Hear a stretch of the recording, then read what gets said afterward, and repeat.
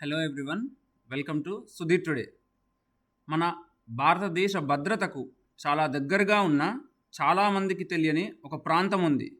అదేమిటో తెలుసా? Cocoa islands అంటే కోకో దీవులు. ఇవే ఇప్పుడు చైనా భారత్ వ్యూహ పోటీకి కేంద్రంగా మారుతున్నాయి. ఇప్పుడు ఈ దీవుల వెనుక ఉన్న నిజమైన కథ ఏమిటో చూద్దాం.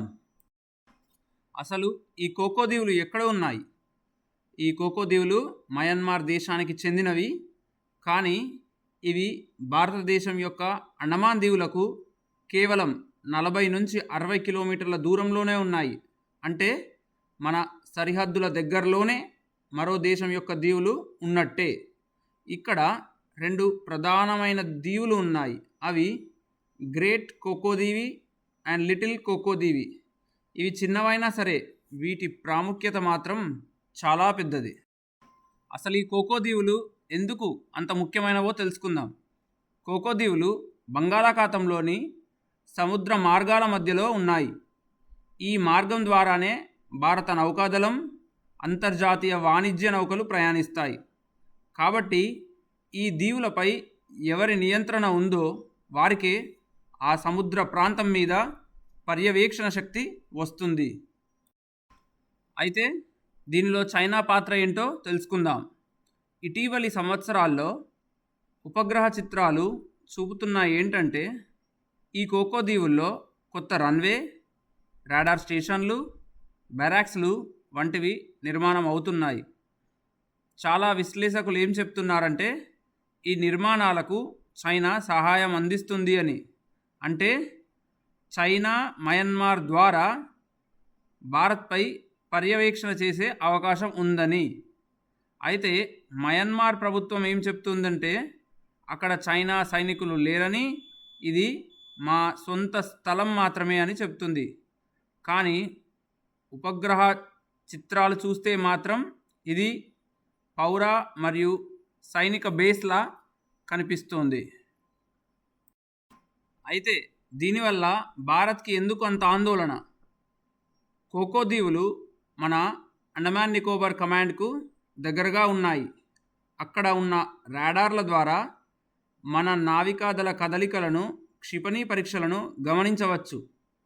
చైనా ఇప్పటికే శ్రీలంక, పాకిస్తాన్, మయన్మార్ లాంటి దేశాల్లో తన ప్రాజెక్టులను పెంచుకుంటుంది.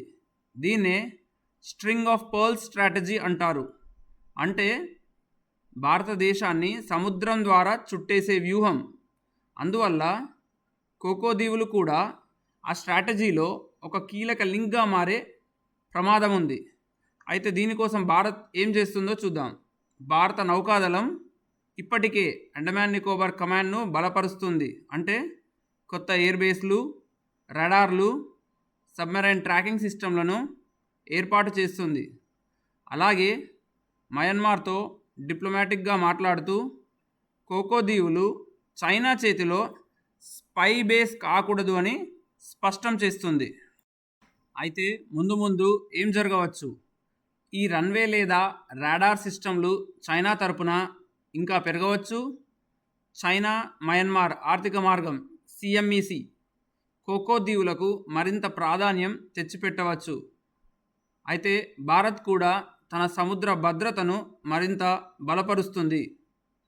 కోకో దీవులు చిన్నవైనా కానీ అవి భారత్ భద్రత, చైనా వ్యూహం మరియు బంగాళాఖాతంలోని శాంతి కోసం చాలా పెద్ద పాత్రనే పోషిస్తున్నాయి. ఇవి కేవలం భూభాగం గురించిన కథ కాదు, ఇది భవిష్యత్ శక్తి సమతుల్యత గురించి తెలుపుతున్న కథ. ఈ వీడియో మీకు నచ్చిందని ఆశిస్తున్నాను. చైనా ప్రెజెన్స్, కోకో ఐలాండ్స్ ప్రాధాన్యం గురించి పూర్తి వివరాలు తెలుసుకున్నామని అనుకుంటున్నాను. ఇలాంటి మరిన్ని జియోపొలిటికల్ మరియు కరెంట్ అఫైర్స్ వీడియోల కోసం మా ఛానల్ను రెగ్యులర్గా ఫాలో అవ్వండి. వీడియో నచ్చితే లైక్ చేయండి, షేర్ చేయండి, ఇంకా సబ్స్క్రైబ్ చేయడం మర్చిపోవద్దు. తర్వాతి వీడియోలో కలుద్దాం. జై హింద్.